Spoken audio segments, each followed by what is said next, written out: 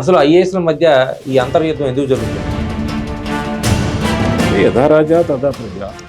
ఇప్పుడు చెడిపోయిన వ్యవస్థని ఇప్పుడు ఇప్పుడు బాగు చేయాలంటే కష్టమే.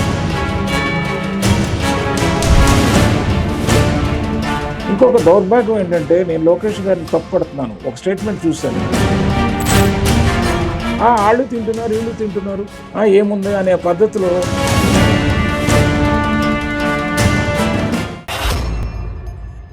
నమస్తే, తెలుగువానికి స్వాగతం. రాష్ట్రంలో ఐఏఎస్ల మధ్య జరుగుతున్నటువంటి అంతర్యుద్ధం రాష్ట్రానికి ఎలాంటి నష్టాన్ని చేకూరుస్తుంది? ఎందుకంటే సీఎంఓలో కీలక అధికారిగా ఉన్న కార్తికేయ మిశ్రాపై ఇటీవల కాలంలో అనేక వివాదాలు చుట్టుముడుతున్నటువంటి పరిస్థితి. అసలు ఐఏఎస్ల మధ్య ఈ అంతర్యుద్ధం ఎందుకు జరుగుతుంది తెలుసుకునే ప్రయత్నం చేద్దాం. మనతో సీనియర్ రాజకీయ విశ్లేషకులు గోపాలకృష్ణ గారు ఉన్నారు. సార్ నమస్తే. ముఖ్యంగా ఈ ఐఏఎస్ల మధ్యలో జరుగుతున్నటువంటి అంతర్యుద్ధం ఎలాంటి పరిస్థితులకు దారితీస్తుంది? అసలు ఎందుకు ఈ అంతర్గతంగా యుద్ధాలు జరుగుతుంటాయి? అంటే ఐఏఎస్లు ఐపీఎస్లు అనేది, ఆ వ్యవస్థ అనేది ఒక వారధి లాంటిది రాజకీయ వ్యవస్థకి, ప్రజా వ్యవస్థకి. ఎప్పుడైతే వాళ్ళలో ఈ అన్రెస్ట్ అనేది వచ్చిందో, అంటే ప్రజా వ్యవస్థ తీరు నడిపేటప్పుడు, ప్రజా పాలనలో పరిపాలనా వ్యవస్థని, పటిష్టంగా ఉన్న వ్యవస్థని బలహీనపరచడం అనేది రాజకీయ నాయకులు చేసిన పనే. మనం వాళ్ళనైనా ఉపయోగం లేదు, అధికారులు కాదు, రాజకీయ నాయకులనే అనాలి. ఎందుకంటే గతంలో ముఖ్యమంత్రులు చాలామంది ప్రతిపక్షాన్ని ఎదుర్కొనేటప్పుడు కానీ, ఇటు పరిపాలనా విధానంలో, పాలనా విధానంలో కాకుండా అసెంబ్లీలో కానీ, పార్లమెంట్లో కానీ ఒక విధమైన decorum, code of conduct maintain చేసేవాళ్ళు. ఎవరి యొక్క పార్టీ విధానాన్ని వాళ్ళు అమలుపరుస్తూనే, పోషించుకుంటూనే భూమికను ఎక్కడ కూడా సిస్టమ్ని డిస్రప్ట్ చేసేవాళ్ళు కాదు. మీరు అన్ని దశాబ్దాల పాటు కాంగ్రెస్ ఏకచక్రాధిపత్యంగా ఏలిన తర్వాత కూడా, అన్నగారు పార్టీ పెట్టిన కొత్తలో రామారావు గారు చాలా ఫిరోషియస్గా కాంగ్రెస్ పార్టీని ఎండగట్టిన తీరు మనం చూసాం. కానీ ఎక్కడా కూడా ఆయన ఎంత కఠినమైన పదాలని, అసలు గుండెకి హత్తుకుపోయి అవతలవాడు సిగ్గుపడే విధంగా విమర్శ చేసేవాడు. కానీ ఎక్కడ కూడా పరుష పదజాలంలో కూడా ఆ భాషలో ఒక కంట్రోల్ ఉండేది ఆయనకి. వ్యంగ్యం ఉండేది కానీ వికృతం ఉండేది కాదు. వ్యంగ్యం కాదు, ఒక ఎఫెక్టివ్గా చెప్పగలిగేవారు మెసేజ్. కానీ ఎక్కడ కూడా ఇప్పుడు అలాగే ఇప్పుడు చంద్రబాబు నాయుడు గారు కూడా ఎక్కడ కూడా పరుష పదాలు వాడరు. మీరు ఎక్కువసేపు చెప్తారు, తర్వాత చెప్పింది చెప్తారు, ఇంకోసారి చెప్తే ఎక్కుద్ది ప్రజల్లో కానీ ఆ సమయం చూడరు. కానీ but it doesn't cross his boundaries, limits. మరి ఇటీవల పుట్టిన పార్టీలు అలా లేవే. వాళ్ళకి సబ్జెక్ట్ లేదు కాబట్టి అలా లేవు. మీకు అదే సబ్జెక్ట్ ఉండి, రాజకీయ పరిజ్ఞానం ఉండి, రాజకీయ విధానాన్ని కాచి వడబోసుకొని చవి చూసిన వాళ్ళు, ఫండమెంటల్స్ తెలిసిన వాళ్ళు ఆ విధంగా మాట్లాడరు.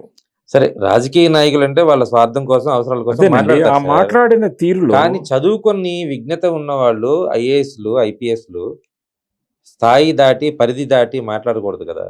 యథా రాజా తథా ప్రజ. ఇప్పుడు చెడిపోయిన వ్యవస్థని ఇప్పుడు ఇప్పుడు బాగు చేయాలంటే కష్టమే. It takes time. భేషజాలకు వెళ్ళొద్దు, రియల్ గ్రౌండ్ రియాలిటీ మాట్లాడతా. మనం భేషజం చెప్పుకోవాలి. ఒక నాయకుడిని కానీ, పార్టీని సపోర్ట్ చేయాలన్నా కానీ ఉన్న పరిస్థితిని మాట్లాడుకోవాలి. పరిపాలనా పగ్గాలు చేపట్టిన తర్వాత వైసీపీ ప్రభుత్వంలో జరిగింది ఏంటంటే, ఐఏఎస్ ఐపీఎస్ వ్యవస్థని అవతల వాడిని ఇబ్బంది పెట్టాలన్నా, ఆర్థిక మూలాలను దెబ్బకొట్టాలన్నా, రాజకీయ ఎదుగుదలని అరికట్టాలన్నా వీళ్ళని వాడుకున్నారు. చట్టాన్ని ఇంటర్ప్రిటేషన్ అంటారు. ఇంటర్ప్రిటేషన్లో చట్టం ఇంటర్ప్రిటేషన్ చాలా ఎక్కువ జరుగుతుంది. అది ఈ ఐపీఎస్ ఐఏఎస్లకి చాలా ఎక్కువ ఉంటుంది ఆ ఫ్లెక్సిబిలిటీ. ఎందుకంటే ఏది కూడా రెండు విధానాలు ఉంటాయి. ట్రూ యాక్ట్ని ఇంప్లిమెంట్ చేయటం, యాక్ట్ని మనకు అనుకూలంగా మార్చుకోవటం, లేదా యాక్ట్ని ఇతరులను ఇబ్బంది పెట్టుకోవటానికి కూడా మార్చుకోవటం, ఇంటర్ప్రిట్ చేయటం. అది ఎప్పుడు వస్తుందంటే, ఆ ఫ్లెక్సిబిలిటీ అనేది ఎప్పుడు వస్తుందంటే అధికారికి పైన నియంత్రించే వ్యవస్థ, అంటే రాజకీయ వ్యవస్థ, ముఖ్యమంత్రి కావచ్చు, మంత్రిమండలి కావచ్చు, లేకపోతే ఇతర ఎమ్మెల్యేలు కావచ్చు, ఎవరైనా కానీ వాళ్ళు వీళ్ళని చెడు మార్గంలో వాడినప్పుడు వీళ్ళు చెడిపోతారు, వీళ్ళకి భయం ఉండదు. మరి మీరు చంద్రబాబు గారు చెడు మార్గంలో వాడరని చెప్తున్నారుగా. చంద్రబాబు గారు చెడు మార్గంలో వాడరు, కానీ మధ్యలో ఒక 5 సంవత్సరాల పాటు వాడేసిన తర్వాత అలవాట్లే ఉన్నాయా, ఈ గాడి తప్పేశారు. ఇప్పుడు ఆయన రెక్టిఫై చేయాలనంటే I'm coming to the basic point. విడిపోయిన రాష్ట్రాన్ని, లోటు బడ్జెట్ని, అభివృద్ధిని డిస్ట్రక్షన్ చేసిన ప్రాంతాలని, కక్షలు, కార్పణ్యాలు, వ్యక్తుల మధ్య పెంచిన విధానాన్ని కంట్రోల్ చేయాలంటే it takes 1 decade. 1 decade. Sir మీరు చెప్తుంది ఈ దశాబ్దం గురించి చెప్తున్నారు. దశాబ్దం కాదు, దశాబ్దాలు. చంద్రబాబు గారికి కూడా 10 సంవత్సరాలు పడుతుంది. ఎందుకు పడుతుంది అనేది కూడా నేను చెప్తున్నా. ఇప్పుడున్న ఎమ్మెల్యేలు, ఎమ్మెల్సీలు, ఈ వ్యవస్థ, ఇప్పుడున్న మనం టికెట్లు ఇచ్చిన వాళ్ళు కూడా 100% అనుభవం ఉన్న వాళ్ళకి ఇవ్వాల. Let me tell you very honestly, డబ్బులు ఉన్న వాళ్ళకి ఇచ్చారు. అయ్యాను కాదు, నేను ఐ డోంట్ కామెంట్. అది డబ్బులు ఉన్నాయో లేదో అది మనకు తెలీదు. ఉన్నా అది నేను మాట్లాడే సబ్జెక్ట్. రాజకీయాల్లో ఎమ్మెల్యేలుగా గెలవటానికి ప్రామాణికం సార్, అది నేను మాట్లాడే సబ్జెక్ట్ కాదు. ఎదురుటి వాడిని ఎదుర్కోవాలంటే వీళ్ళు కూడా, మీరు అన్నదానికి నేను సమాధానం చెప్తున్నా, వీళ్ళు కూడా అవతల వాళ్ళు ఏ పద్ధతి అవలంబించారో అదే పద్ధతిలో కొంత 50% అన్న చేయకపోతే ప్రభుత్వంలోకి రాము అనే ఉద్దేశంతో, భయంతో కానీ లేకపోతే అవసరంతో కానీ చేసిన మాట వాస్తవమే. నేను మీ దాన్ని ఖండించలేను. అట్ ది సేమ్ టైం వచ్చిన తర్వాత కూడా సేవా దృక్పథం ఉంది, డబ్బున్నాళ్ళు వచ్చిన తర్వాత కూడా వాళ్ళల్లో వాళ్ళ పరివర్తన వచ్చి అసలు ప్రభుత్వం అంటే ఏంటి, పరిపాలన అంటే ఏంటి, ఎమ్మెల్యే అంటే ఏంటి, ఎమ్మెల్సీ అంటే ఏంటి, ఎంపీ అంటే ఏంటి, ఎవరో కొంతమంది తెలుసుకొని నేర్చుకుంటున్నారు తప్ప అందరూ నేర్చుకోవట్లా. మళ్ళీ ఇంకొక 2 ఎలక్షన్లకు ఎలా చేయాలనే ఆలోచనలోకి వచ్చేస్తారు వీళ్ళు, భయంతో, ఇన్సెక్యూరిటీతో. దాన్ని అరికట్టాలంటే తల ప్రాణం తోక్కొస్తుంది ముఖ్యమంత్రి గారికి. అందుకే ఏం చేయాలని అంటే, రాబోయే రోజుల్లో ఐఏఎస్, ఐపీఎస్ కోడ్ ఆఫ్ కండక్ట్ని మనం చూసుకొని ఎవరైతే గీత దాటుతారో వాళ్ళకి సివియర్ పనిష్మెంట్ ఇస్తే తప్ప ఈ వ్యవస్థ బాగుపడదు. అటువంటి వ్యవస్థని తీసుకురావాలని అంటే ప్రజల్లో చైతన్యం రావాలి. ఓటర్లు కూడా వైకుంఠపాళ్ళు ఆడకూడదు, వైకుంఠపాళ్ళు ఆడకూడదు సార్. క్లియర్ మెజారిటీ ఇచ్చిన, వినండి, ఇవాళ ప్రజల్లో ఎలా ఉందంటే నానుడి, ఎవరు తింటలేదు, అది మాత్రం ఉంది సార్. వాళ్ళు తింటున్నారు, వీళ్ళు తింటున్నారు అనే పద్ధతి ఎందుకు వస్తుందండి? అంటే అందరినీ అదే గాడిన కడుతున్నారు ఎందుకు? అందరు తింటున్నారు. మంచి చేస్తే సార్, ప్రజల్లో ముందు స్వార్థం ఎక్కువైంది. నేను వెళ్ళగానే నాకు కావాలి, అంతేగాని అసలు ప్రజల్లో చట్టం యొక్క విలువ, రూల్ పొజిషన్ని, అట్లాగే ఇన్వెస్టర్స్, దీని దుంపదేగా ఇన్వెస్టర్స్ కూడా అదే పద్ధతిలో ఉన్నారు. ఇంకొక దౌర్భాగ్యం ఏంటంటే, నేను లోకేష్ గారిని తప్పుపడుతున్నాను. ఒక స్టేట్మెంట్ చూశాను నిన్న, మీరు ఏమన్నా అనుకోనండి, ఇంత ధైర్యంగా నేను తప్ప ఎవరు చెప్పలేరు. 500 ఫార్చ్యూన్ కంపెనీస్ని తెస్తామంటారు ఆయన. తీసుకురండి 500 ఫార్చ్యూన్ కంపెనీస్. 500 ఫార్చ్యూన్ కంపెనీస్ పారిపోయేటట్టు జగన్ ప్రభుత్వం చేసిందని వాళ్ళు ఒక స్టేట్మెంట్ చూశాను నేను. 500 ఫార్చ్యూన్ కంపెనీస్ని జగన్ ప్రభుత్వం పారిపోయేటట్టు చేసిన చాలామంది వాళ్ళకి తెలుసు, they know how to protect there companies. వాళ్ళు పారిపోలా. ఎవరైతే సన్ ఆఫ్ ది సాయిల్, ఎవరైతే ఈ భూమి మీద ప్రేమ, ఈ భూమి మీద మమకారం, ఇక్కడ ఇన్వెస్ట్ చేసి ఈ రాష్ట్రాన్ని అభివృద్ధి చేయాలనుకుంటున్నారో వాళ్ళని పారదోలాడు జగన్. ముందు మీరు వాళ్ళని ప్రొటెక్ట్ చేయండి. ముందు you investigate those companies who has invested as a son of the soil. దానికి ఐఏఎస్ ఐపీఎస్ని వ్యవస్థని జగన్ అడ్డు పెట్టుకున్నాడు ఆయన పరిపాలన సమయంలో. ముందు అవన్నీ రెక్టిఫై చేయండి. మనం ఇష్టం వచ్చినట్టు మాట్లాడితే కుదరదు. First you focus on that. దాని వలన నమ్మకం ఏర్పడుతుంది పరిపాలన మీద. ఐఏఎస్ ఐపీఎస్లు దడుస్తారు, వాళ్ళు ఇష్టం వచ్చినట్టు బిహేవ్ చేయరు. మన కంపెనీలకి మనం చెప్పిన వాళ్ళకి ఐఏఎస్ ఐపీఎస్లు ఇంప్లిమెంట్ చేయటం కాదు ప్రధానం. ప్రతి ఇన్వెస్టర్ని కాపాడుకునే విధానం ఉండాలి. ఆ పరిపాలనా విధానం ఎలా ఉండాలంటే every investor should be protected. Sir, మీరు ఇందాక ఐఏఎస్లు ఐపీఎస్ని జగన్మోహన్ రెడ్డి తప్పుదారిలో వాడాడు అనేది ఒక మాట చెప్పారు. ఇప్పుడు ఇదే కార్తికేయ మిశ్రా కూడా లోకేష్ అండ చూసుకొని చెలరైపోతున్నారు సీఎం. అవన్నీ అపవాదులు మనం అనుకుంటామండి, వాస్తవం తెలియదు. అవ్వచ్చు. ఒకవేళ అలాగే జరిగింది అనుకోండి, అసలు వ్యవస్థనే కుళ్ళు పట్టించింది ఎవరు? జగన్మోహన్ రెడ్డే కదా. మరి ఏం చేస్తారు వీళ్ళు మాత్రం? మేము మాత్రం ఏం చేస్తామండి? మీరు అదే పని చేస్తారా? మేము అదే పని చేయకపోయినా మరి ఎవరైతే పార్టీ ఇంట్రెస్ట్ని సెల్ఫ్ ఇంట్రెస్ట్ని కాపాడుతారో వాళ్ళని ప్రమోట్ చేయక తప్పదు. వాళ్ళలో డిసిప్లిన్ లేదనుకోండి, తీసి అవతల పారేస్తాం. ఎందుకు ఊరుకుంటారు? మరి ఇంత రచ్చ జరగడానికి అరే ఒక రోజు 2 రోజులు ఎలా అండి? దానికి ఇన్వెస్టిగేట్ చేస్తున్నారు కదా. అతను తప్పు చేస్తే పనిష్మెంట్ ఉంటుందండి. నేను అంటుంది not only Kartikeya Mishra sir, don't name. అసలు వ్యవస్థలో ఉన్న మార్పులు, జరిగిన మార్పులు, పద్ధతులు, మనం పడుతున్న ఇబ్బందులు, పరిపాలన విధానంలో అవలంబించవలసిన విధానము కానీ అవి కానీ ఇవి నేను జనరల్గా మాట్లాడుతున్నా. Don't name by Kartikeya Mishra. ఇవాళ ఒక కార్తికేయ మిశ్రా, రేపు ఇంకొకళ్ళు XYZ, ఇది కంటిన్యూ అవుతుంటుంది. మనం కనుక దీన్ని ఎక్కడో చోట అడ్డుకట్ట వేసి ఫుల్ స్టాప్ చేసి ఆ చెదల్ని తీసైపోతాయి. సో దానివల్ల అన్రెస్ట్ సఫర్ అవుతాం. కాబట్టి అసలు ముందు వీళ్ళ కోడ్ ఆఫ్ కండక్ట్ని కరెక్ట్గా పెట్టే రాజకీయ నాయకుడిని మనం సపోర్ట్ చేయాలి. అలాగే కానీ ఇప్పుడు చంద్రబాబు గారు చేస్తే మళ్ళీ వైకుంఠపాళి, మళ్ళీ వాళ్ళు ఏమొచ్చింది? వాళ్ళ ప్రజల్లో ఎలా ఉందంటే వాళ్ళు తింటున్నారు, వీళ్ళు తింటున్నారు, ఏముంది అనే పద్ధతిలో ఆ మీడియా దానికి సపోర్ట్ చేయకూడదు. ఆ డిస్కషన్కి ఎడ్యుకేట్ చేయాలి. అసలు ప్రతివాడు మాట్లాడేస్తున్నాడు. మీడియా ఎడ్యుకేట్ చేసేదానికన్నా అసలు మీ నాయకులు మాట్లాడే వాళ్ళు ఎవరు? అసలు ప్రాబ్లం ఏంటంటే రాజకీయ నాయకుల్లో కూడా పరిపక్వత కానీ, పరిజ్ఞానం కానీ, విజ్ఞానం కానీ, ఆ నేర్చుకోవాల్సిన తపన కానీ కొరవడిందండి. ఎప్పుడైతే ఆ సబ్జెక్ట్ ఓరియంటెడ్గా వీళ్ళు పనిచేయట్లేదో అక్కడ కూడా మొదలైంది. అక్కడ మొదలైందే అక్కడ.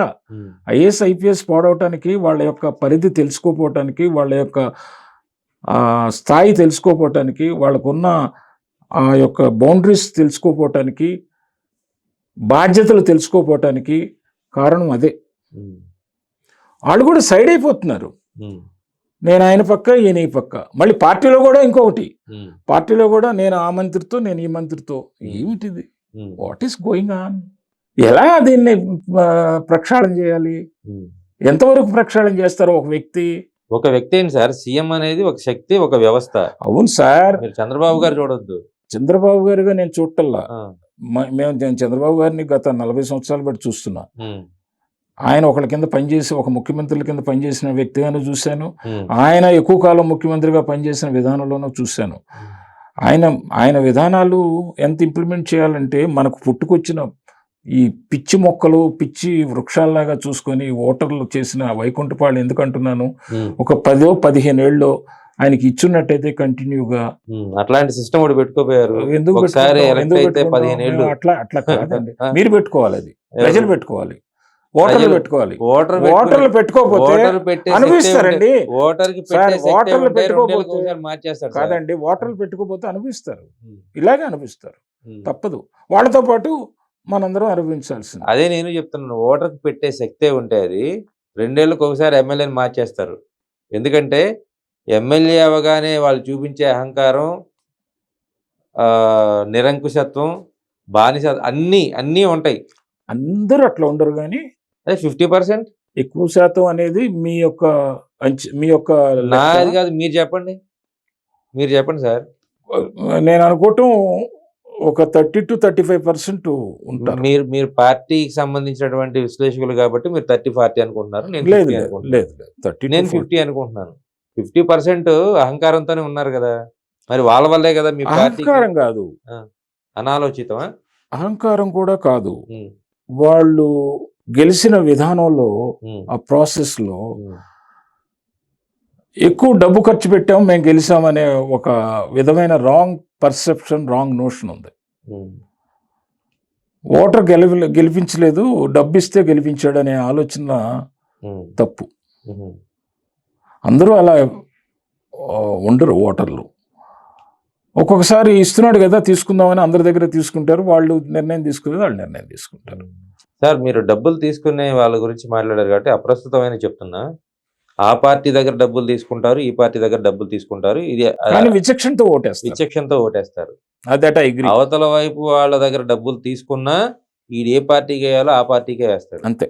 మిగతా వాళ్ళు అంటే వాళ్ళ పరిపాలన ఎలా జరుగుతుందో ఇంకో విషయం కూడా చెప్తాను సార్, అంటే మీకు తెలియని అంశం కాదు. డబ్బులు తీసుకోకుండా న్యూట్రల్ గా ఉండే ఓటర్స్ ఉంటారు 20%, వాళ్ళే గెలుపును డిసైడ్ చేస్తారు, వాళ్ళ ఓట్ బ్యాంకే. అంటే డబ్బు ప్రభావితం చేయదు గెలుపు మీద.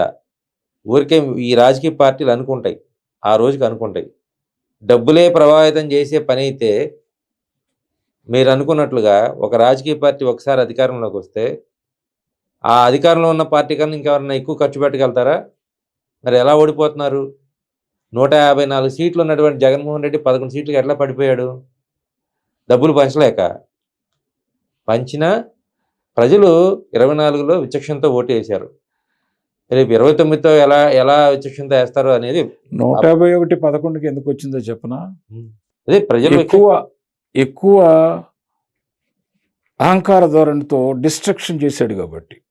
ఇప్పుడు ఈ అధికారుల అహంకార ధోరణి కూడా ప్రభుత్వం మీద పడుద్ది, ప్రజల మీద పడుద్ది అని చెప్తున్నాను మీకు. దాన్ని మీరు ఎలా షార్ట్అవుట్ చేసుకుంటారు చెప్పండి. పడనీయకుండా ఏం చేస్తారు? ముఖ్యమంత్రి గారు చర్యలు తీసుకుంటారు, డెఫినెట్ గా తీసుకుంటారు. అలా పడే ప్రశ్న రాదు. ఇప్పుడు నిన్న జరిగిన ఇష్యూ సార్, అంటే కార్తికేయ మిశ్రాకి మధ్యలో 48 hours లో దాని మీద నేను చర్యల గురించి అడగట్లేదు. అసలు ఎందుకు అంత అహంకార ధోరణి అనేది సీఎంఓలో పనిచేస్తే నిజంగా అంత పవర్ ఉంటుందా? అసలు ఒక విషయం అండి, అధికారులకి బాధ్యతారహితమైన ప్రవర్తన ఏ అధికారి చేసినా అతనికి పనిష్మెంట్ ఇవ్వాలి. ఆ ఇచ్చే సామర్థ్యాన్ని పెంపొందించుకోవాలని అంటే ఈ రోజున మనకి ఐఏఎస్లు ఐపీఎస్లు చాలా కొరత ఉంది, ఉన్నదేమో పని భారం ఎక్కువ ఉంది. అలా తీసుకుంటూ పోతే 60% ఐఏఎస్ని సస్పెండ్ చేయాలి, ఐపీఎస్ సస్పెండ్ చేయాలి. నేను చెప్తున్నాను 60. అది జగన్మోహన్ రెడ్డి వేసిన చెడు విత్తనం, చెడు బీజనం. అలా అయిపోయారు. ఈ రోజు గురించి కాదు సార్, నేను 2014 ముందు కూడా చెప్తున్నాను. 2013లో గుంటూరు జిల్లాలో ఒక ఐపీఎస్, ఒక నాన్ క్యాడర్ ఐపీఎస్ కి మధ్యలో జరిగినటువంటి వివాదం తెలుసా మీకు? ఒక బంగ్లా గురించి, అంటే వాళ్ళు నివాసం ఉండే బంగ్లా గురించి ఇద్దరు ఐపీఎస్లు, అంటే డైరెక్ట్ ఐపీఎస్, ఇందాక నాన్ క్యాడర్ లోకేష్ గారు 500 ఫార్చ్యూన్ కంపెనీస్ మాట్లాడినప్పుడు నేను కొంచెం ఎమోషన్ అయ్యారు. ఎందుకయ్యానంటే గ్రౌండ్ రియాలిటీ తెలుసు నాకు. అలాగే దిగారు సార్. కాదు సార్, అలాగే గ్రౌండ్ రియాలిటీ తెలిసిన వ్యక్తిగా ఇది కూడా ఎలా ఉండాలంటే, మనం టికెట్స్ ఇచ్చుకునేటప్పటి నుంచి కూడాను కొంత ఎక్సర్సైజ్. ఇప్పుడు ఎలక్షన్ టైంలో ఆ 1 year లో మొదలెట్టకూడదు, ఇప్పటి నుంచే మొదలెట్టుకోవాలి పనితీరు. అలా జరుగుతుంది కదా. ఇప్పుడు రేటింగ్ అంటున్నారు, పనితీరు బేరీజ్ వేస్తున్నారు. రేపు పొద్దున ఎంతో మంది మారిపోతారు, చూస్తుండండి. ఏమో సార్, అంటే సీఎంఓలో సైతం బాబు గారి వర్గం ఒకటి, లోకేష్ గారి వర్గం ఒకటి ప్రచారం జరుగుతుంది. ప్రచారం చేస్తారు, మీరే ఆన్సర్ చేయాలి. లోకేష్ గారు అసలు అట్లా కాంట్రడిక్టరీ పెట్టుకోడు. ఆయన అభివృద్ధి చేసుకోవటానికి ఆయన పోర్ట్ఫోలియో వరకు ఆయన చూసుకుంటాడు. ఓకే, సీఎం సన్నుగా కొంత సేవ్ ఉంటుంది, అవునన్నా కాదన్నా.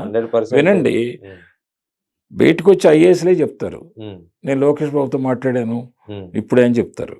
అలాగే నాయకులు మాట్లాడతారు. వాటిని మరి మీరు తీసుకోకండి.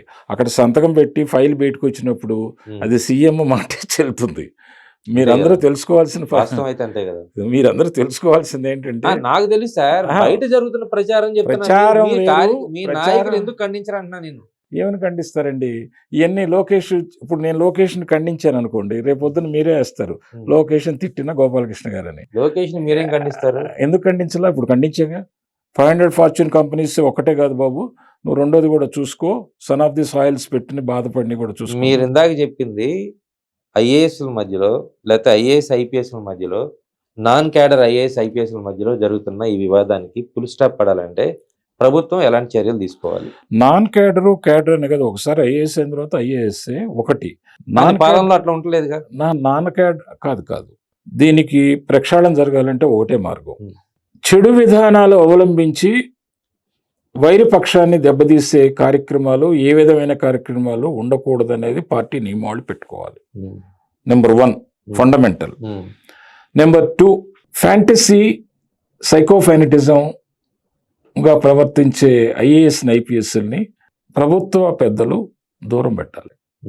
పని విధానంలో ఎఫిషియన్సీ ఎక్కడుంది, చట్ట ప్రకారం ఏది చేస్తారు, చట్టం ఒక భాగం, సామాజిక న్యాయం రెండో భాగం. ఈ రెండింటిని బ్యాలెన్స్ చేసుకుంటూ సెన్స్ ఆఫ్ హ్యూమర్, సెన్సిటివ్నెస్ ఎక్కువగా ఉండే అధికారుల్ని బద్దకించకుండా, అహంకారపూరితమైన వాతావరణం లేకుండా అందరినీ ఒక బాధ్యతగా చూసే వ్యక్తుల్ని గౌరవించితే మొత్తం ప్రక్షాళన అయిపోతుంది. మనం ఒక ఐఏఎస్ తక్కువ, ఒక ఐఏఎస్ ఎక్కువ మనకు అనవసరం.